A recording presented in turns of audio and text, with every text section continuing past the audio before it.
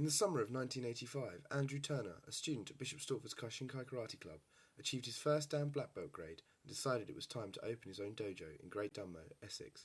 The first session attracted a large number of students and was a great success. It wasn't long, however, before problems emerged and the club's survival seemed under threat. From the word go, we had problems with the halls, even training at the Folks Hall. It was an ideal place to train, massive great hall. But we did training in a Talbot room, that's all we could have at the time. So we looked for another venue and we found the High Style Junior School, which became our home for 13 years. Unfortunately, being a school, they used to chuck us out quite a lot because they had parents' evenings and concerts and plays and things like that. So we had to look for other dojos and we used loads of halls within Dunmow. Helen Romana's was one of them. We used their sports hall and their drama studio, which was terrible. You weren't really sure where you were going to be or what you were going to do. The parents weren't sure. They'd turn up at, say, High Styles, then we find there's a parent evening on, and we'd have to have someone there sending them down to Folks Hall or wherever we might have been. So the parents used to get a bit frustrated with it sometimes.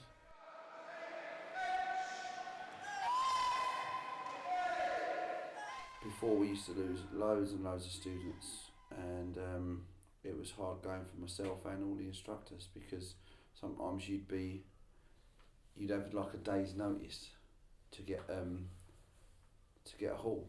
I can remember one instance where we didn't have a hall and we got cancelled at the very last minute. All the parents are outside, kids have been delivered, and then we all had to go down and we finished up training the back of Folks Hall in the tennis courts under the floodlights. Despite the struggle the club was having with its halls, its high standards of discipline and the dedication of its chief instructor meant that it was producing top quality students and world-class fighters right from the start. The first major success really was John Izod, who was, in my eyes, one of the best, and still is one of the best lightweight fighters we've ever had in the BKK, not just Dunmow, but the BKK.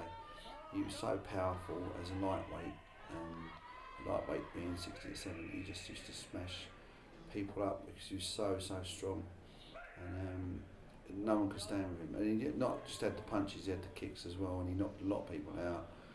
A lot of people, he broke their noses and kicked them around the head and knocked them out. He won the British Championship twice, and he fought abroad many times.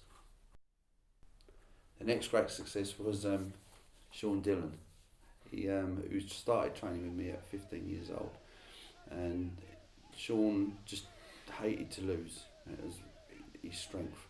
In every tournament he went into, he wanted to be the winner. One particular year he went to, he won the British, and in the October, and then he went to Russia and won the Russian Championships, which is a feat in itself because Russia is a hard place to go and actually win something. So it's a great achievement from Sean.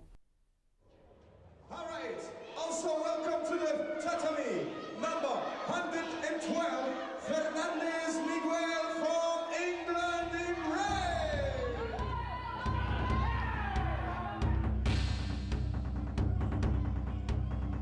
Miguel Fernandez, what a fighter.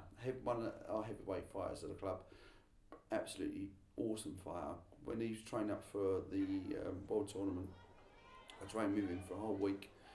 And I was holding a bag, and I had to hold two bags in front of me because I couldn't hold one bag because it just doubled me up every time he kicked it. He's got so much technique. In fact, I think Miguel's probably one of the most technical fighters we've ever had. And I've had people email me saying, "When's Miguel going to fight next?" Which is very exciting because he's became quite a big name within the karate world. The triumphs of the club continued throughout the 90s and into the new millennium. Students such as Greg Hitchens, Joanne Bonner and Leah Howlett all enjoying a taste of success. It has only been in the last year, however, that the club may have finally found the stability it has been missing for so many years. Recently, we've found some permanent places, which are the Dunmow Sports Centre, which we train with the juniors from 6 to 7, and then the Art Centre as well, which is performing arts, but they've got a massive great hall with mirrors and everything, which is ideal for us at dojo. And we've got all our equipment there, which is really good. So going from being known as the Gipsy Club back in the 90s, because we moved around so much, we've now become a permanent established club. While finding a place to call home has certainly been something for the club to celebrate, Dunmow has never exactly been held back by the problems it caused. Just looking at the number of successful fighters shows this. So how does a club produce so many top quality students? Clearly it's not just about having a regular hall to train in. It all starts right from the beginning, which is the basic side of it, and you build up to your fighting, and that's not just fighting in tournaments, that's also with self-defence. It's very important that people understand that karate is a martial art. It's a self-defence, and it's not like about tournaments and winning tournaments. They are important because they are a way you test yourselves, but they're not the be-all and end-all. Tournaments is a very small part of karate. The bigger part is like the discipline and learning to defend yourself with any part of your body. You have to be a little bit strict with some of the kids because you've got so many there. We used to have 30 or 40 kids, and there might sometimes only be 2 instructors there. So the discipline had to be there. But in the martial arts, there is a discipline, and if it's done properly, you can see that you can get results from it. And I think that's why Dunmow's always produced good students. Not all of them have big successes, but they're all good students, without a doubt. I remember this one session, someone asked to keep their socks on, so as a punishment, Sheehan made us train outside in the snow, barefooted. Yeah, it was horrible, very cold. About 11 years ago, I was given the very honoured position of being the England junior and cadet coach, which has been an absolute joy for the last 11 years.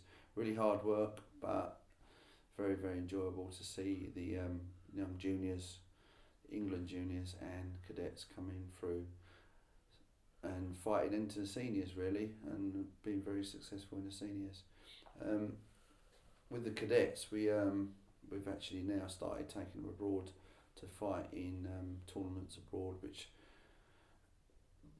is a bit controversial because we're not allowed to fight full contact in this country with 16 and 17 year olds, but we can abroad.